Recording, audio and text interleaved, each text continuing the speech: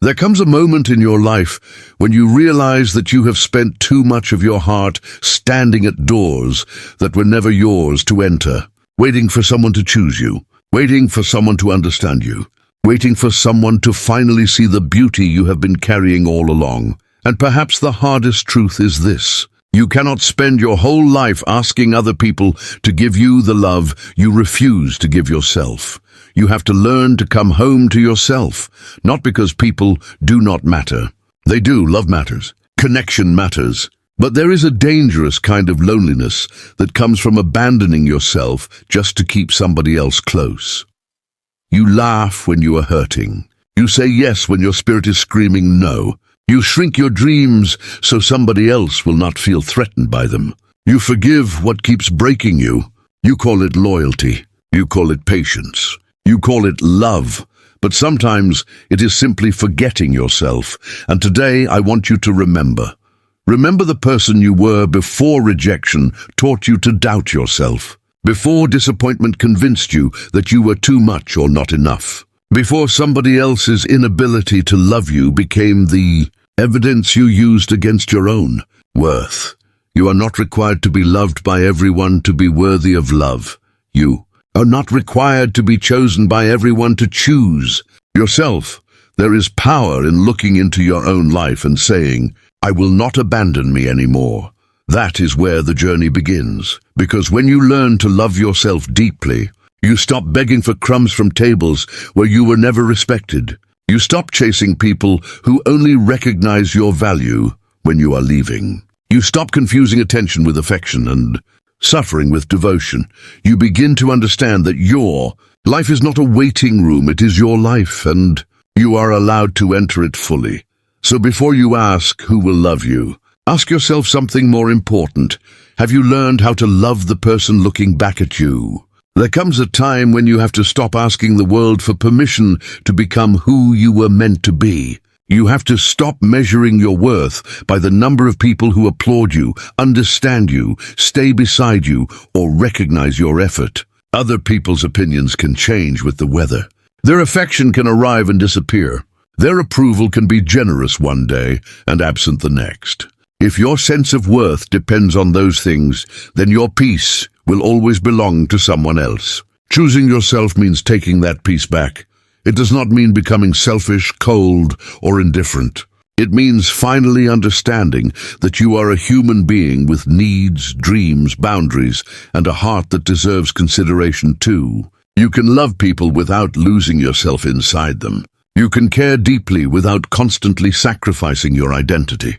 You can forgive someone without giving them unlimited access to hurt you again. You can walk away without hating anyone. Sometimes choosing yourself is simply recognizing that staying where you are continually diminished is not love. It is self-abandonment. For years, you may have been taught to make yourself smaller.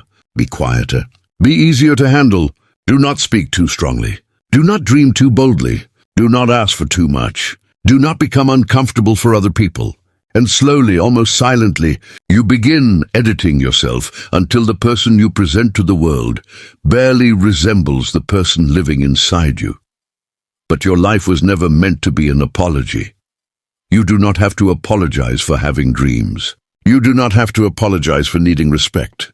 You do not have to apologize for protecting your time, your energy, or your heart. You do not have to convince someone of your value before you are allowed to believe in it yourself. There will be people who misunderstand you. Let them. There will be people who leave when you establish boundaries. Let them leave. There will be moments when choosing yourself feels lonely because you have become accustomed to being surrounded by people who only loved the version of you that was convenient. For them, do not mistake that loneliness for failure. Sometimes loneliness is the quiet space where self-respect finally grows. Choosing yourself means keeping the promises you make to your own heart. It means resting when you are exhausted instead of pretending you are fine. It means pursuing what matters to you even when nobody is cheering. It means looking at your imperfections without turning them into reasons for hatred.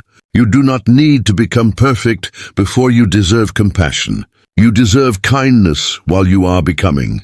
And perhaps the greatest freedom comes when you stop trying to prove that you are worthy of being chosen and begin choosing yourself every single day. Because the moment you recognize your own value, you stop begging the world to tell you what your heart already knows.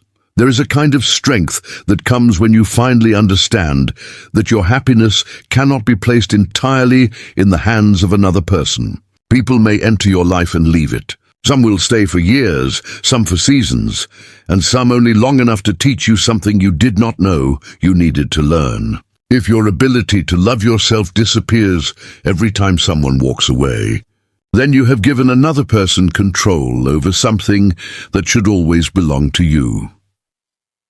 Loving yourself means learning to remain whole.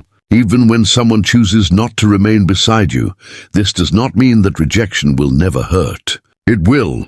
Losing someone you love can leave an empty space that feels impossible to fill. You may question yourself. You may replay conversations. You may wonder what you could have done differently. But pain is not proof that you are unworthy. Someone leaving is not a declaration that you are impossible to love. Sometimes people leave because they cannot give what you need. Sometimes relationships end because two paths are no longer walking in the same direction. Their departure may be painful, but it does not have to become your definition. You must learn to separate someone's decision from your identity. When you love yourself, you stop chasing people who have already shown you that they do not want to stay. You stop begging for explanations that will never heal you. You stop repeatedly knocking on doors that have been closed. You understand that your dignity is more valuable than temporary attention, and this is where boundaries become an expression of self-love. A boundary says, I care about you, but I will not destroy myself to keep you. It says, I can forgive you without allowing you to repeatedly wound me. It says, I can love you and still choose distance when being close to you costs me my peace. That kind of love requires courage. You will have to forgive yourself for the times you accepted less than you deserved. You will have to stop punishing yourself for mistakes you made when you were simply trying to survive, belong, or be loved. You will have to look at your past without allowing it to become a prison, and you will have to learn to enjoy your own company. Sit with yourself. Listen to your thoughts. Discover what makes you curious. Pursue the dreams you postponed while waiting for someone else to believe in them. Take yourself seriously. Become the person you can depend on when everything around you becomes uncertain, because self-love is not built in one dramatic moment. It's built through thousands of small decisions, choosing rest instead of exhaustion, truth instead of pretending, dignity instead of desperation, growth instead of resentment, and peace instead of endless conflict. One day, you will realize that you no longer fear people leaving because you have finally learned that you will not leave yourself. And when you become your own safe place, another person's presence becomes a beautiful addition to your life rather than the condition required for you to feel whole, worthy, and alive.